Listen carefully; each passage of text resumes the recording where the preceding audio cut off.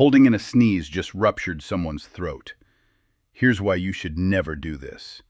When you sneeze, air blasts out at 100 miles per hour. If you pinch your nose and close your mouth to hold it in, that pressure has nowhere to go.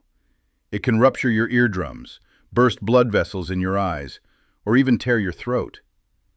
A 2024 case study showed a man who held in a sneeze actually ruptured his throat and needed emergency surgery. The air trapped in his neck caused severe swelling, and he could barely breathe. Doctors say forcing a sneeze back can also cause brain aneurysms in extreme cases. So next time you feel a sneeze coming, just let it out. Cover your mouth with your elbow, but never trap it inside. Subscribe for more educational and simple health facts.